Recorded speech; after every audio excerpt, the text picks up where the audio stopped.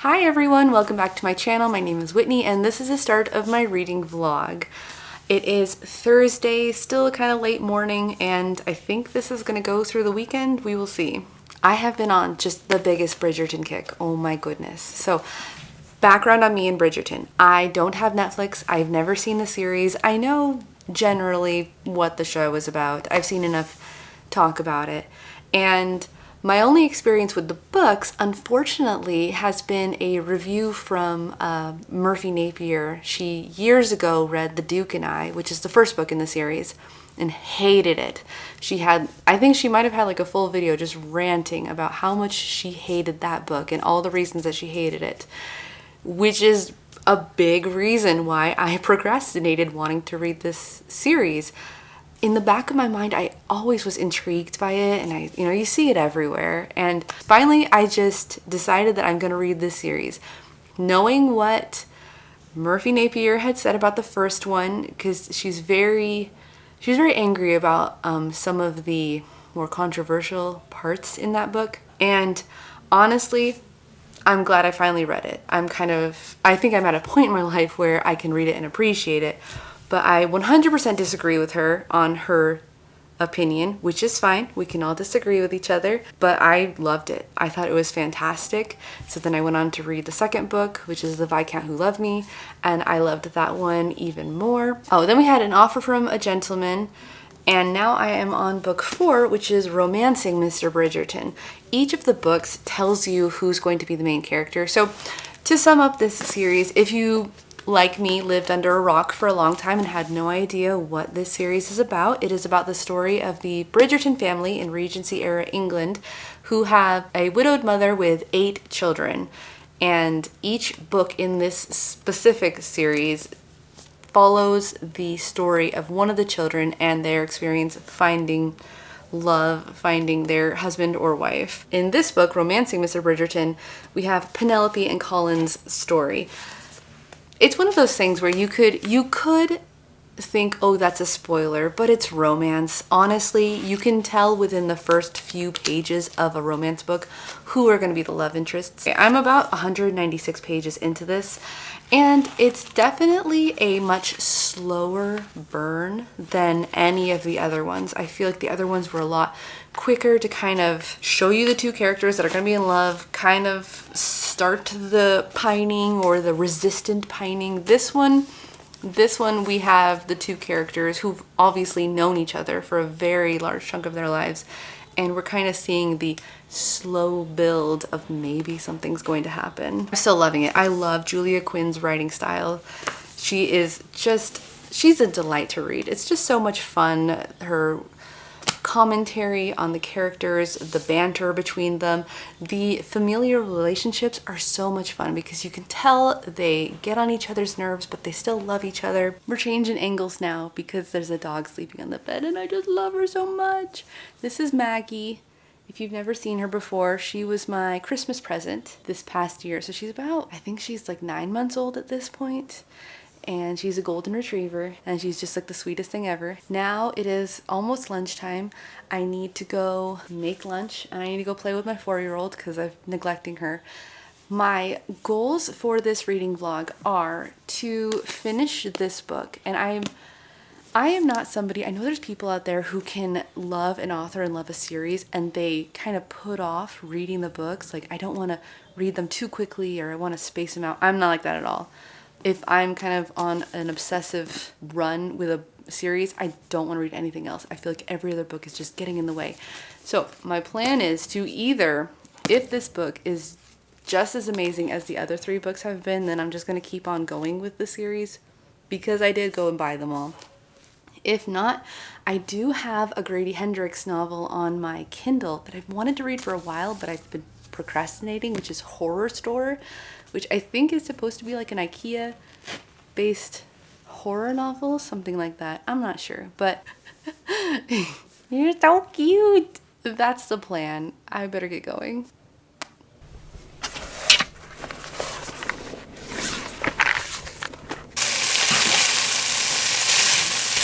So I've got a violin today, and My plan is to ride my bike, but as you can see, there's a giant bin and a lot of stuff. So now I need to clean this all up and hopefully get my bike out of here.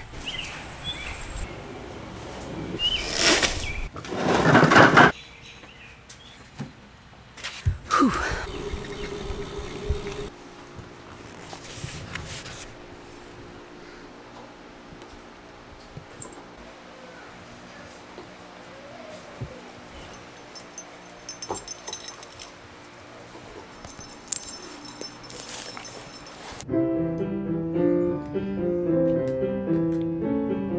Welcome to day 2 of my vlog. It is now Friday morning and I got a pretty big chunk. I'm now on page 340 of Romancing Mr. Bridgerton. I believe there are, let's see, 412 pages in this one. Well, you might not realize if you've only watched the show, and I don't know if the show does this, but these books take place over like a decade. They are not all crammed together like one season, the next season, the next season, as far as seasons in London. So the story of Penelope takes place, I think, maybe like 10 years after the very first story, which is the story of Daphne Bridgerton. Anyway, this took a super sweet and romantic turn and I loved it so much. They finally are in a relationship, but there is a conflict going on. We're kind of being thrown back and forth between they're so in love but there's still this thing that we haven't agreed about, but they're so in love, but now we've got to bring this thing back up. And I've got less than 100 pages left, so hopefully it doesn't drag on too much, but we'll see. I think we still have to resolve this argument with them. Finished this book. Super cute, super cheesy rom-com vibes ending. Loved it. I wouldn't say this is my favorite because I still think The Viscount Who Loved Me is my favorite, but this was really enjoyable. I really enjoyed seeing Colin and Penelope's story.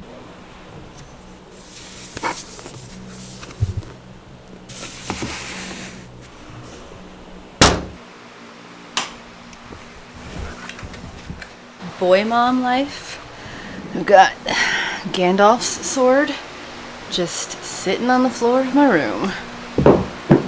It's later today. We just got back from going to the creek with our friends. It was so much fun. It was perfect. We had our camping chairs and the creek was literally just knee height at the deepest, but about like calf height just past your ankle. So it was perfect for the littles, and it was cool because we were in the shade. There wasn't a bunch of bugs. You have to come home and wash off all the disgusting creek water. But I started Horrorstore. I actually restarted it because I was a little bit into it, and so I just figured I'd restart it. So I'm only waking up 8% in, not super far, but I am loving it. So this is Horrorstore by Grady Hendrix. It's been out for a while. It's a horror about an IKEA store. That's about all I understand. It's not actually IKEA in the book. They call it something else like Orsk, but they even in the book say it's like a cheaper version of IKEA. But it's so much fun so far. I'm really enjoying it. I'm glad I decided to switch to this book instead of continuing on with the Bridgerton series, which I do want to continue on. I'm still loving it, but I do think I need a bit, just smidgen of a break from romance after reading 4 straight romance books in a row, after I think I read like 2 before that one that weren't Bridgerton books. So I'm loving this. Now it is time to go make frozen pizza for dinner and hopefully get some time to read my book. Oh yeah, and I gotta fold the laundry. Scoot, scoot.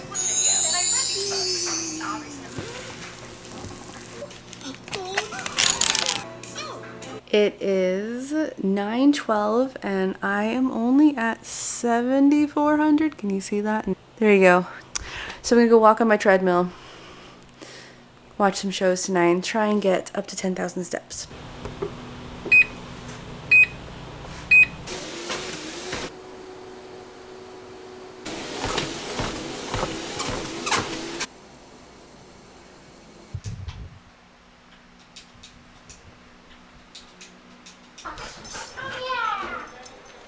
Still what? Hey.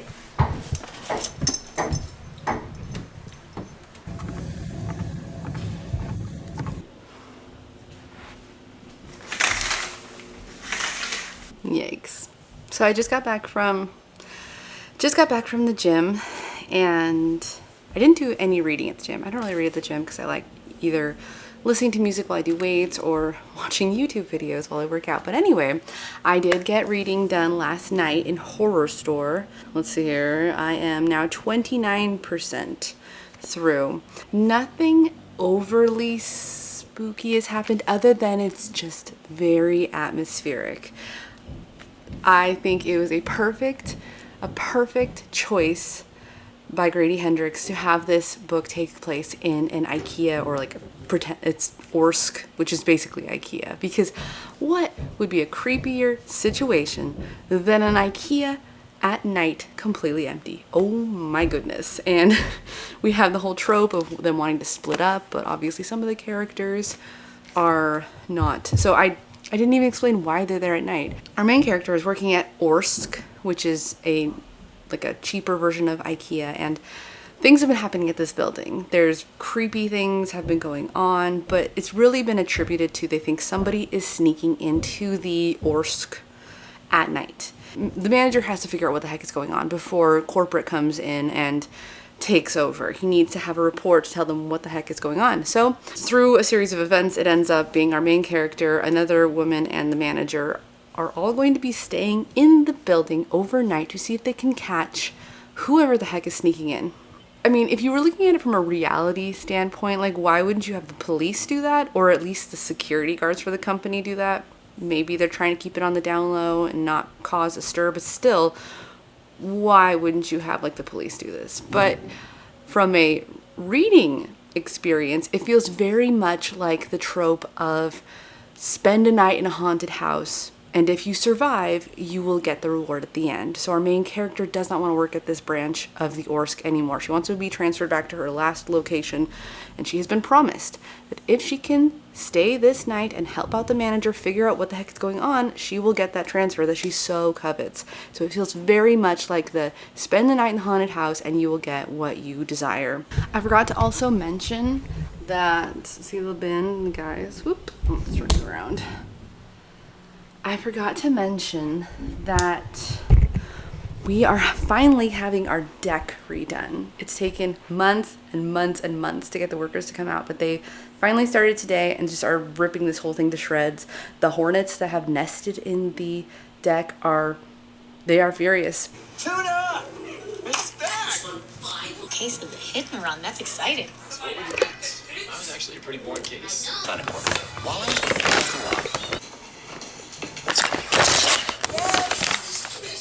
See substantial. What's up, gangsters?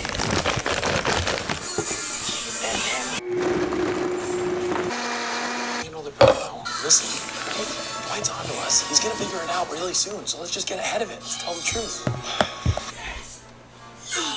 Hey, this feels like nothing. I don't know, he's none? Like a creed or a narrative, perhaps. They're not expendable exactly. I just can't think of the word I'm trying to find. Are you kidding? Oh, sorry, guys, for the main shipping number. I'll give you the address for the warehouse. Cool. It just feels like a slap in the face. That's it. What were the criteria? Florida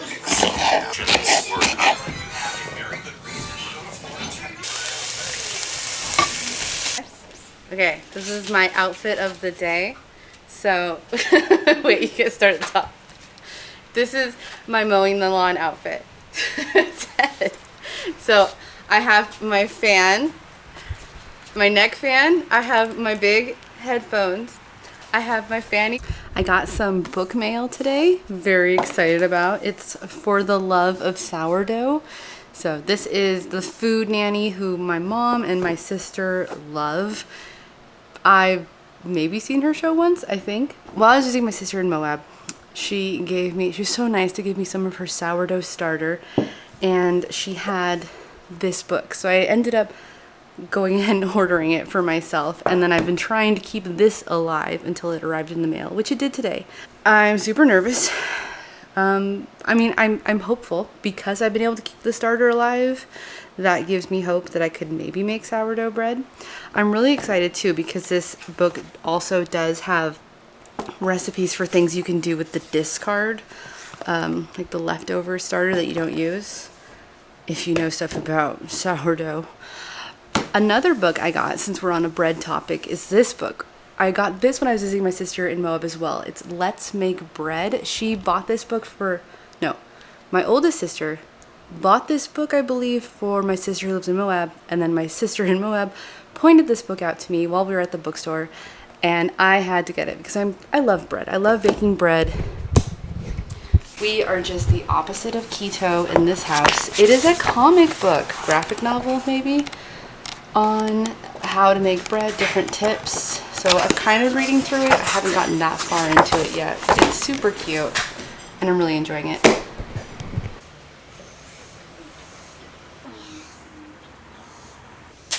We came here to shoot footage of ghosts, and we are not leaving until we shoot footage of ghosts. The end. Both of you stop it, Basil shouted. His voice echoed off the walls of the tiny room. This is not a slumber party, he snapped. I've got 2 partners who broke a lock to film a TV show in my store. I've got a vandal writing graffiti and... Okay, Horror Store by Grady Hendrix. Complete. Check. It was okay. As I mentioned before, I've only read 2 of Grady Hendrix's books, and the vibe I've got from both of them is it feels like Goosebumps for adults.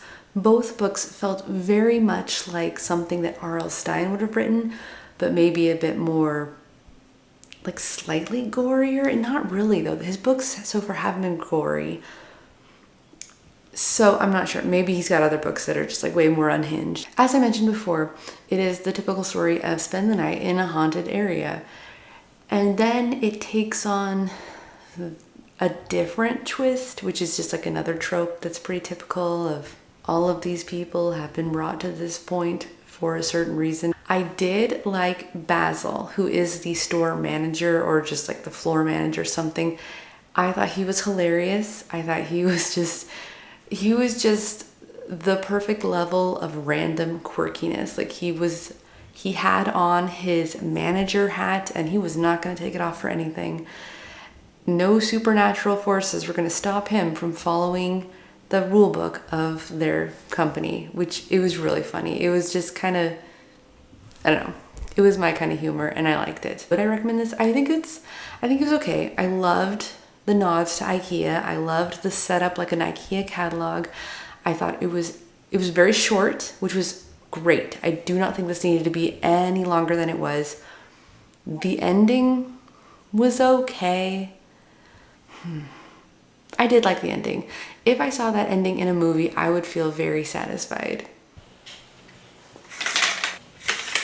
Whew. Well, I will say that Grady Hendrix was a nice palate cleanser, and I definitely want to just go back to Bridgerton. I feel like it was a nice short novel that I could go read, have a little fun with, but I am definitely ready to go back to a feel-good story, which I hope this is what this is. So I'm gonna go ahead and start this tonight because I am somebody who the second I end a book, I like getting into another book right away. It's the next day. I'm 100 pages into To Sir Philip with Love. Loving it. I love this series. I can't believe I waited this long to read it, but I do feel like it's hitting me at the perfect point in my life. I just love this series. I love how all of the siblings have their own personalities. I've never read a book and thought this feels exactly like the brother or this feels exactly like the other sister. They all have their own personalities, but you can tell they're all siblings. You know that vibe where it's like it's a different person, but you can tell they came from the same home. And that's what we're getting with Eloise. I love this. I love her story so far. She's just so fun. She's so independent. She's so headstrong. She's so just like her own person. In her story, she actually leaves her home to go meet with a man named Sir Philip, who has written a letter to her saying, hey, I need a wife. Do you want to come? Like they've been corresponding for like a year, and he decides, and hi, Sir Philip needs a wife. She seems like a great candidate, so he invites her to come to his home out in the countryside and see if they'd be a good fit for each other. She does, and it's just a good time. Now, I wanted to talk a little bit more about Horrorstore, which I talked about some. I gave you my initial impressions right after I read it, but I really feel like this is a book that the further I distance myself from it, the more holes that start appearing in the plot line that kind of bug the heck out of me. So here's my thing. I feel like it was a very short story, and I mentioned that I thought that was good for it. I don't think it needed to be longer, but I feel like there were some promises made that did not get fulfilled on that kind of bothered me. I don't think this is spoilery, but I will say we have our plot line. So, okay, I'm trying to think of a way to explain this without being spoilery, but I will say it's, you know, it takes place in this IKEA knockoff thing, and I'll just say instruments of torture are introduced, and they make it seem like each character may get their own individual form of torture, but we really only see like 2, 3 kind of. And here's the problem, and I don't know if I've mentioned this yet. The lights go out halfway through the book. All the lights in the entire building go off. Apparently there's no windows in this building, so there is no light whatsoever. While yes, I'm absolutely terrified of the dark, I do feel like you need some light to keep the story a little bit more engaging. Like there's constantly fumbling around for a light, turning a light on, seeing something, turning a light on, seeing something. And I feel like I wanted to see more of what was going on. And some of the characters didn't even get their follow-up of what would happen to them in the situation. You just kind of, well, I guess they're gone. We don't even know what happened to them. You know what I'm saying? And so I feel like that was kind of a letdown for me,